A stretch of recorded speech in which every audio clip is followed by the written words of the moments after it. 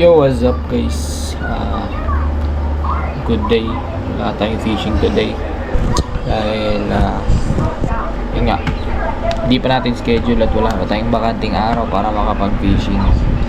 Pero, bali may i-unbox. Actually, na-unbox ko na siya. Pero nasa lagayan pa lang. Bago nating rod. And, i-field test natin siya. Bali, schedule ko na lang yung araw ni field test. And bali, papakita ko na lang sa inyo guys kung ano yung rod na nabili ko. And ultralight siya guys. Bali, ito Mucho Waiver. Nabili ko sa Shopee. Bali, ilalagay ko na lang sa description yung store na napagbilhan ko sa Shopee.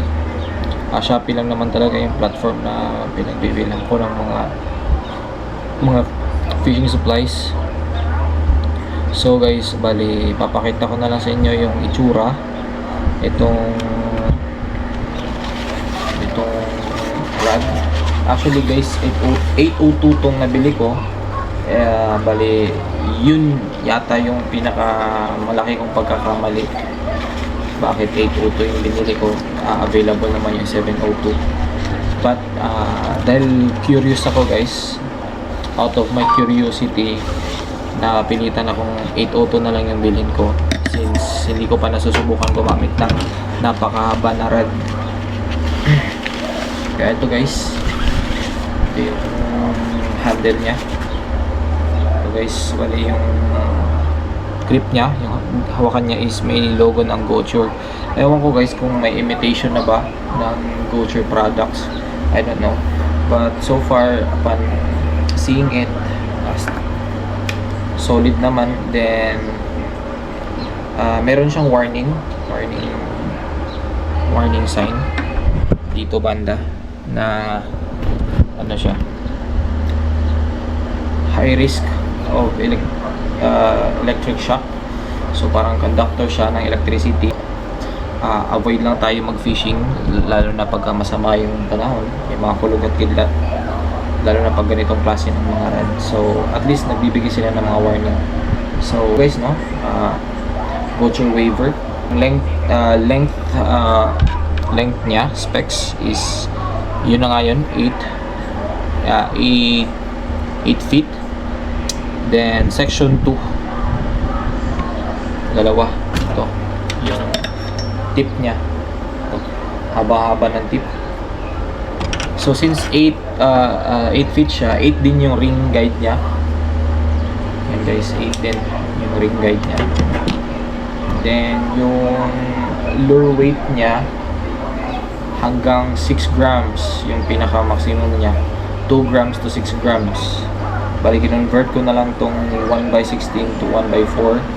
Then line weight niya is 2 to 10 lb or 2 to 10 pounds. So hindi siya advisable guys pagdating sa lure. Hindi siya advisable gumamit ng 7 pataas na grams na lure. But may kilala ako na ginagamitan niya ng 7-9, pero alalay lang talaga, lalo na napakahaba. Sobrang haba ng rod na to. Imagine 8 feet ba naman. And guys, so pagka dinugtong ko na siya, sobrang haba. Then may kaibigan ako din, sabi niya prone sa bali, lalo na pagka sobrang haba. Then makagatan ng malaking isda or masnag, then hindi aware, hindi marunong yung gagamit, may tendency or possibility na mababali agad. Hollow tip, dito sa description niya, tignan natin kung hollow ba. Di ako familiar sa. So hollow nga yung tip niya.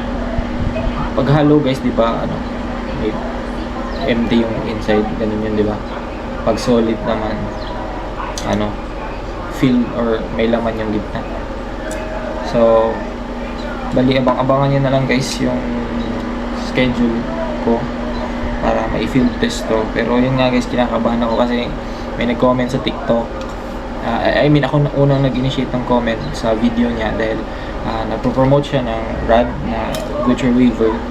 Then, 702 yung nire-recommend niya. At prone din kasi sa bali daw yung sobrang haba. But I don't know. Pwede natin i-try. Kasi hindi ko mag-guarantee na matibay yung tip kapag talaga. First time ko kasi talaga gumamit ng 802 guys. Sobra. Parang medium style na lang siya. Kasi di ba medium, pag mga medium rod, mahahaba talaga yung medium rod. So guys, excited na akong i-field test ng ating bagong rod.